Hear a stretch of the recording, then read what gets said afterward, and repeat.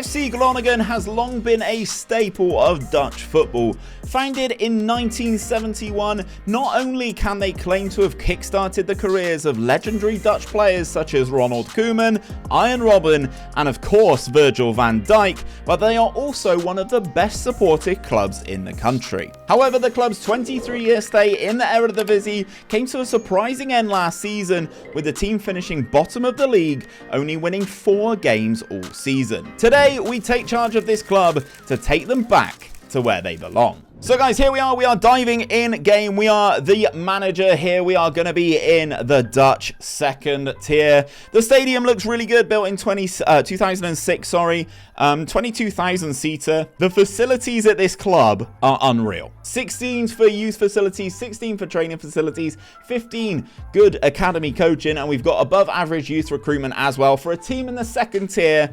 And you know the type of players that can come through the Netherlands. This is going to be a very interesting save. If we go and take a look at their history, you can see here they've won the Dutch Cup once in 2015, and it has been a little bit of a slippery slope since then, finishing kind of mid-table in the Eredivisie, and then obviously, as I mentioned in the intro, getting relegated last season. If we take a look at their squad though, you can see some of the good players that we've got here. If I go and organize them by ability, you can see Jonathan Hove looks like a very good player, Norwegian young player, 22 years of age, 8 caps for the Norwegian under 21s, but looks like a fantastic midfielder to go in our team into our tactic. And speaking of tactic, today we are going to be running GYR's Tiki Attacker tactic. I always leave a link to the tactics down in the description for this video. Please do go and check him out. G's an absolute brilliant creator. It's a 4-3-3 designed to have lots of possession because I wanted to bring some like fluid football to Holland, but obviously it does have some roles that certain players can't necessarily play. Complete wing back in the right back spot is one of them, and also complete forward is another one. As you can see, our best player up there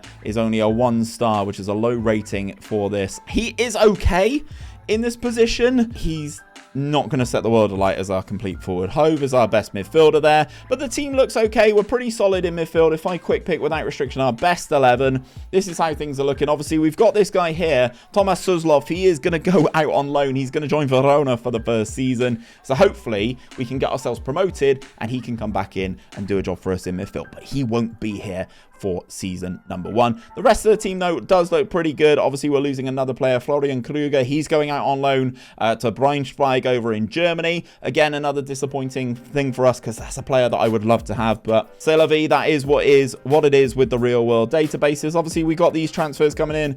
Emran is another player who's going to come in from Manchester United, joining us.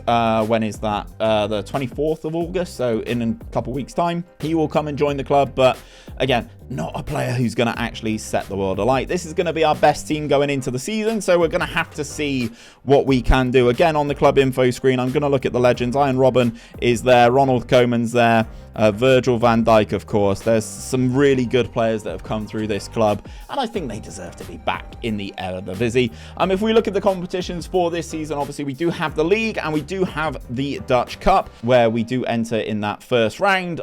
I'm not expecting great things out of the cup for the first couple of seasons. I want us to get back into the Dutch top flight and then push on from there. Obviously, there is something about this division that I do need to let you guys know. The young teams, or the reserve teams for Ajax, AZ, PSV and Utrecht, none of them actually can get promoted. So even with winning the league, it doesn't really matter. So we can kind of maybe finish a little bit lower down the table and still somehow get promoted. Obviously, I will be gunning to try and win the league. And if we look at that season preview, we are odds-on favourites to do so. So I would imagine it's going to be promotion in season 1, but we're just going to have to sit and see and simulate the season, and hopefully we get that trophy and we get back into the top flight of football in Holland.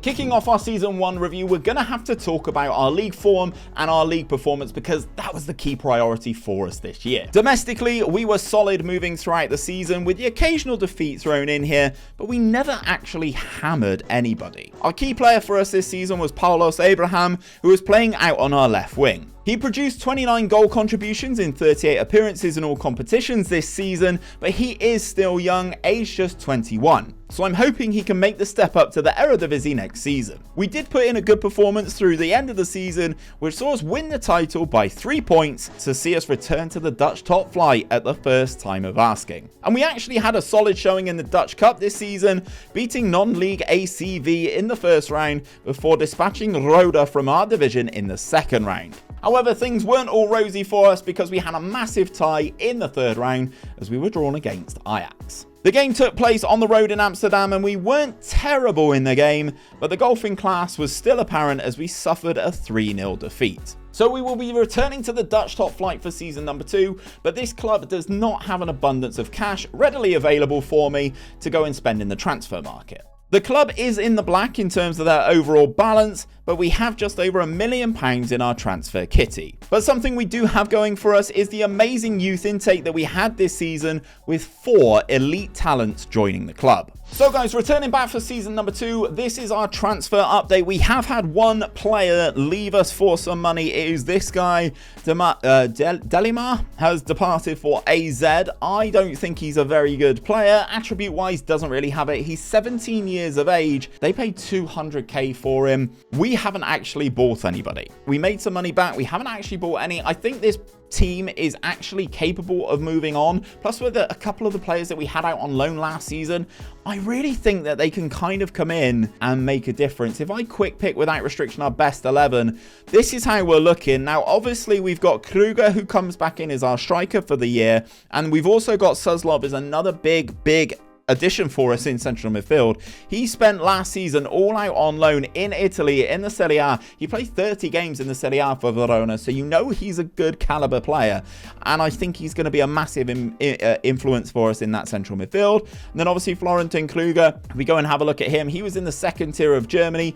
He only scored twice. That's not great. I'm hoping for us this season he can go on and have a very good season. Of course, we're slightly weaker at the back than you would expect, but I am hoping that we can make this step up. If we look at our competitions this season, again, of course, we do have the Dutch Cup, but we also are back in the Eredivisie, which, if we look at the season preview, is the more familiar faces of Holland back in here. Feyenoord won the trophy in 23-24, so they are favourites for the title yet again. Ajax are in second. There's a lot of red in there between the 2 teams or 3 teams, PSV, Ajax, and of course Feyenoord. We're predicted to finish in 11th. We're the best of the 3 promoted teams, so that's not too bad. 300-1 to win that title, and that is exactly what the board want as well. If we look at our club vision, the board just wants us to kind of have that security, I guess, basically.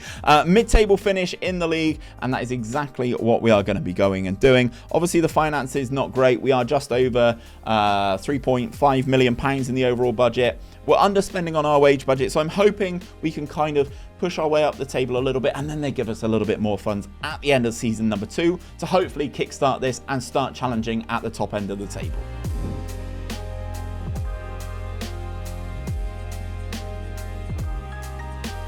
So, to kick off the Season 2 review, we are going to talk about the Dutch Cup because that is probably our low point of the season.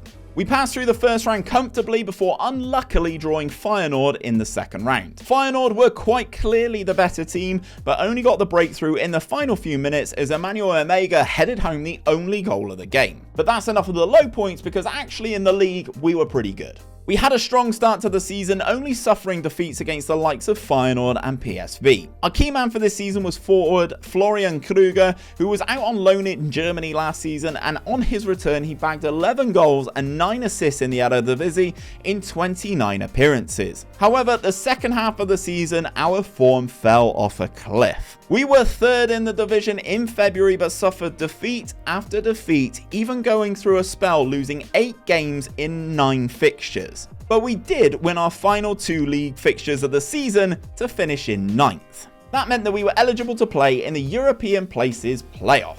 Basically, this is a set of fixtures to decide. It's kind of a 14 playoff to decide which teams go into the Europa Conference League. So, despite finishing a little bit lower down the table, we still had a chance at Europe next season. First up, we had to take on VVV Venlo, who finished 6th in the table, and as they finished above us, the fixture would be at their stadium. We opened the scoring in the first half, but Venlo were able to pull us back very quickly as we entered into the second half. With 10 minutes of the game remaining, we took the lead again through 𝘼𝙗, have, but in the 95th minute, Venlo were able to pull level yet again. That forced the game into extra time, where we took our lead for the third time, but no surprise that Venlo were able to score again to send the game to penalties. Both sides were sending the penalties into the back of the net until the final kick of the game, until João Lopez saw his penalty saved by our keeper to see us move into the playoff final. Here we would take on FC Twente, and as they finished above us in the league as well, we would be on the road yet again. We took the lead on the stroke of half time as 𝘼𝙗𝙤𝙕 headed the ball goalwards,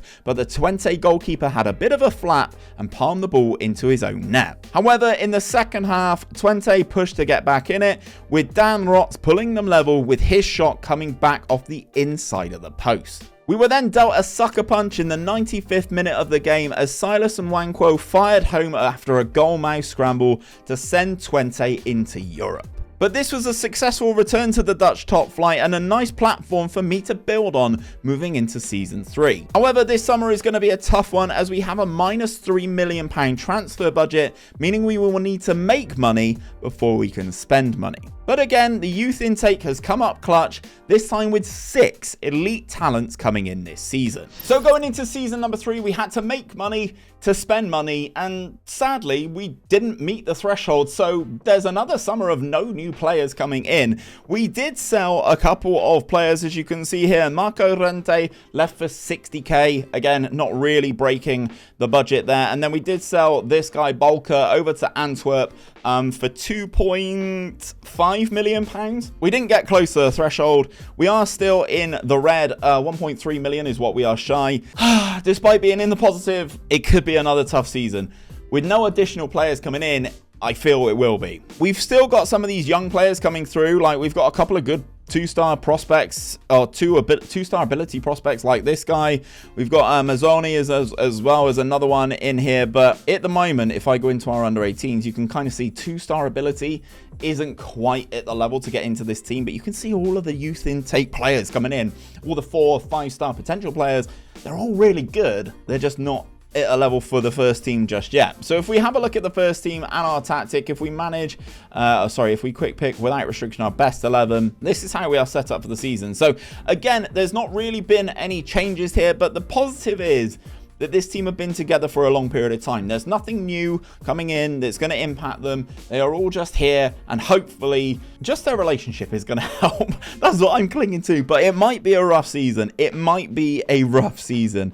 At the moment, the finances, we are in the positive. I'm hoping it can kind of stay that way, and then maybe next season we actually have some money. If we look at the club vision, the board are expecting a mid-table finish again in the league, so I'm hoping that that is kind of what we can kind of deliver them, basically. If we look at the competitions, we just have the 2 still. Obviously in the Dutch league, Feyenoord win 3 trophies in a row, and if we look at the season preview, we kind of have dropped down now. We are now predicted to finish in 14th, so I would love to be in that sort of European playoff place again this season. I think that would be really, really good. 700 to 1 to win the title. One of the promoted teams, Zwolle, are above us. I'm predicting a potentially rough season. We're going to have to see how season number 3 goes, but I think it could be a yikes here, gang.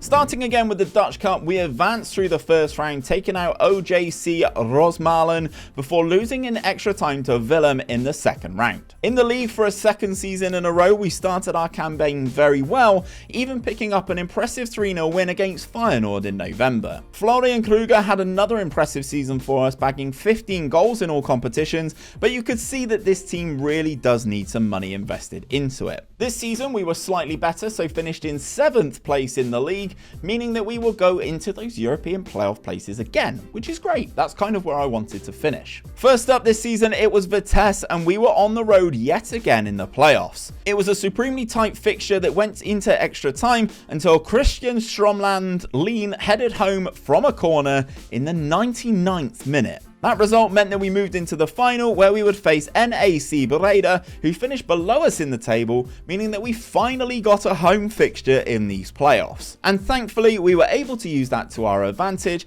as we took the lead early and didn't look back, running out 2-0 winners, meaning that we will be playing continental football next season. However, that will be the Conference League, and we will enter in the qualification path, but ultimately, I don't care. I'm happy with European football coming to this club next season. This will be the first summer transfer window since we've been back in the Eredivisie where we actually have some money to spend, as we have a transfer budget of £4 million and £40,000 a week in our wage budget. This was largely down to the sale of midfielder Thomas Suslov to Stuttgart in January for £7.5 million.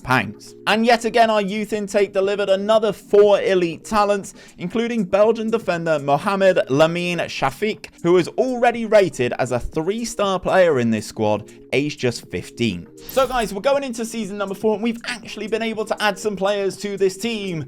Yes, who'd have thought? I am buzzing for it. You can see some of the players that we have added here, and we've got our business done kind of quick. 𝘼𝙗𝙤𝙪 comes in as another player for us as a centre-back, another Norwegian. Seems like we're collecting them over here. We spent 700k on Fine. He looks very good for us. Another midfield option, can play in a couple of key positions, can play as a DM, can play as a central midfielder. We spent 700k on him. We got Borja Sainz. He came in as a free transfer from Norwich. He can play on that left-hand side as a natural, but can also play on the right-hand side if required. He was a free transfer. Theo Paredes is a very well-rounded striker. We finally found a striker who can play as a complete forward. He's comfortable with it. He's 6'2". He's a big brute, nice and physical, pretty well-rounded actually from an attribute perspective. 24 years of age, Swiss youth international. Looking forward to him doing the business. And then we also picked up a couple of free transfers as well. Colombo comes in to be another goalkeeper for us. 16 reflexes on him. Nice high balance. He's a perfectionist as well. I'm a big fan of that. And the fact, if I go on here, that he plays for San Marino is also brilliant. I did not know about this guy until this save. San Marino international goalkeeper Colombo comes in for us as well. It's always nice to have a little bit of, you know, international experience, isn't it? Now, I'm not going to try and butcher this guy's name. A Polish defender, 30 years of age, bit of steel in him, 6'4", left-footed, a nice big physical specimen to play at centre-back for us. Is a massive improvement, and it's exactly what this team needed. This is the team right here, right now, and if we go and quick pick our best 11, this is how we are set up this season. We're still quite top-heavy, but Paredes, Sainz, Hove, we've got really good players here, although Hove is currently wanted by Sheffield United, so usually when England comes calling, you have to get to selling. Now, I mentioned this guy in my season review last time, Mohamed Lamine Shafik. He's coming into our starting 11. He's going to play right back for us this season. 5'11", 65 kilos, so I don't think he's good enough to be a centre-back just yet. He's going to play right back for us, hopefully get some game time. He's got a 5-star potential ability. He's consistent. He's 15 years of age. He's valued at 9.8 to 13 million pounds.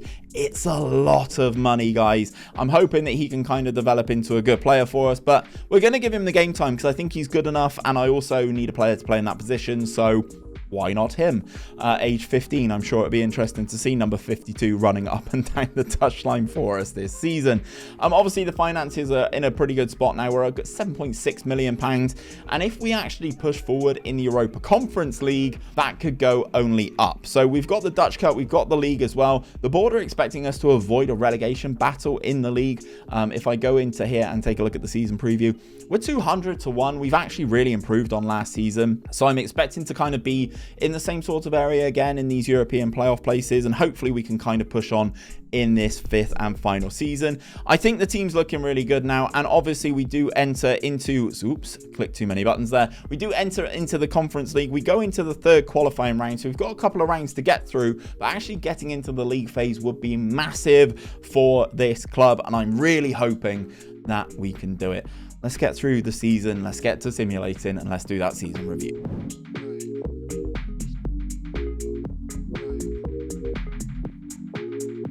Starting season 4, we had yet another poor showing in the cup as we were dumped out in the 2nd round by FC Twente. Domestically in the league, things weren't great for us this season, picking up 2 points from our first 4 games. However, as players settled into the team and into the system, we started to rack up the points. As fixtures in other competitions started to pick up, our league form started to falter, with us finishing the season in 9th and missing out on the European places playoff altogether. So our only way into Europe next season would be in the Conference League, and how we got on this year. We did manage to qualify for the competition proper, having beaten teams from Romania and Latvia to enter into the league phase. Here we were pretty impressive, picking up 9 points from our 6 games, including a nice 3-2 victory against Aston Villa. This saw us finish 18th in the league phase table, meaning that we qualify for the knockout stages of the competition. Here we faced Turkish side Besiktas and we were at home in the first leg. We were very dominant in the game but only managed to score 1 goal, with 𝘼𝙗𝙤𝙪 𝙈𝙚 firing home from close range.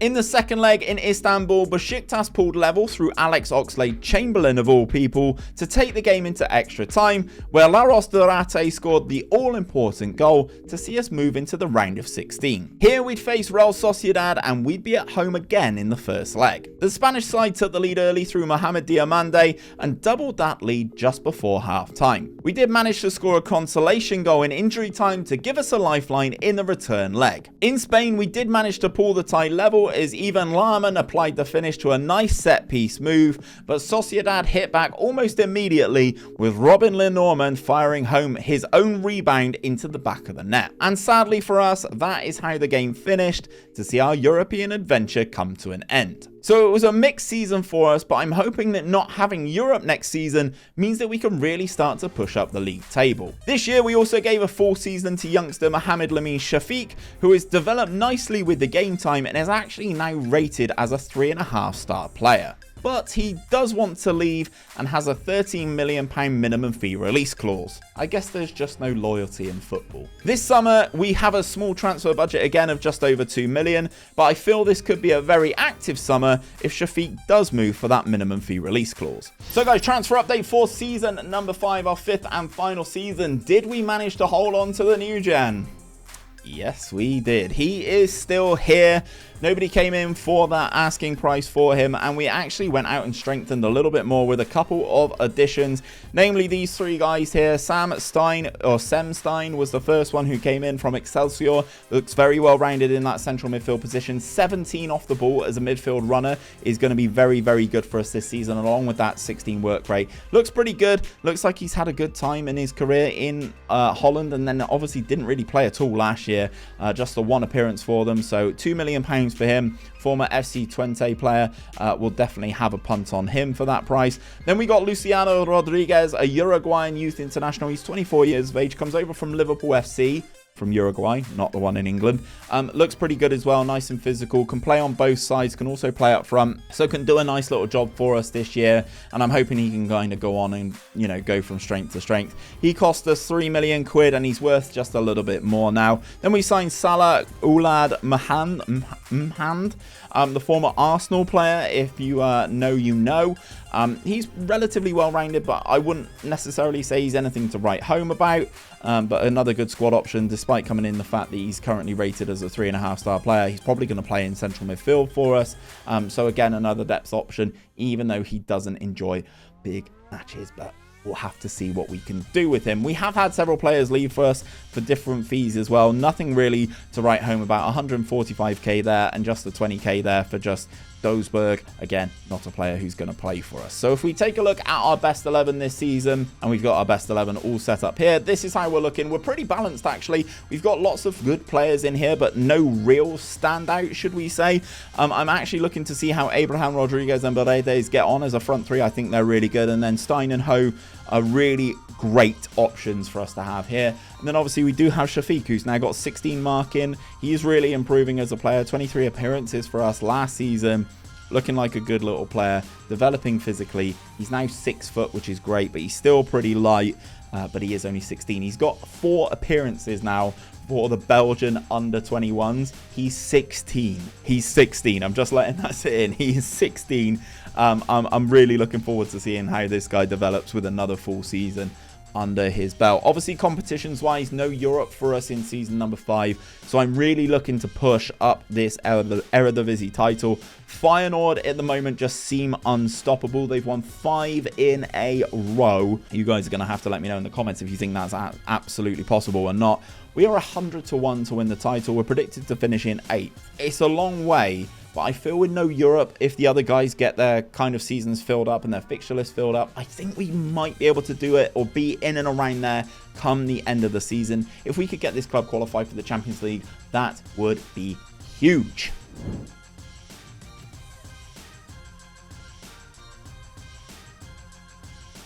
Before we get into the results of the 5th and final season, if you are still watching this video and you are enjoying the rebuild content, I just want to say thank you to you guys. It really does mean a lot. Obviously, on these smaller club rebuilds, your interest really does mean that I keep producing them. And if you are still here and you are still watching, let me know that you are still here by commenting VVD down below for Big Virg, and that lets me know that you guys got to this point going into season number 5 in this. So let's move forward. Thank you very much for your support. Let's get into the results of season 5. Kicking off the season 5 review, we'll be talking about our performance in the league, which was a vast improvement on last season. We opened the campaign with 5 wins in 6 matches before suffering back-to-back defeats against PSV and Ajax, but we wouldn't be deterred, getting things back on track quickly. Our key performer this season in the league was winger 𝘼𝙗𝙤𝙪 𝙈𝙚, who managed to get 17 goals and 10 assists in 31 Eredivisie appearances, playing off the right-hand side. One positive for us this season was actually not having Europe, so when the season rolled over into the new year,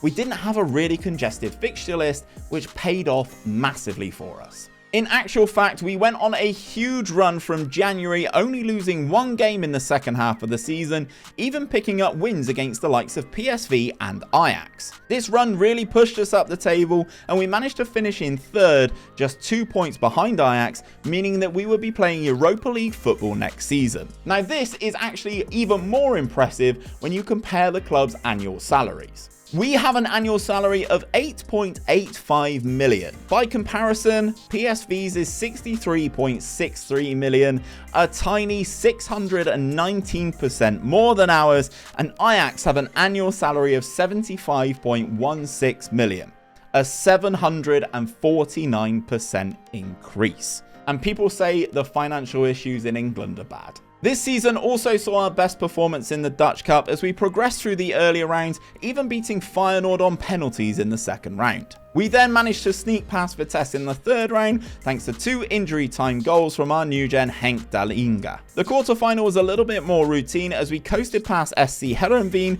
with a 4-1 win to set up a huge semi-final test with Ajax. This was an incredibly tight affair, with 𝘼𝙗𝙤𝙪 scoring the only goal of the game for Ajax in a game that saw their goalkeeper pick up a Man of the Match award. So it was heartbreak in the cup, but this was our best season so far, and we would be taking this team into the Europa League.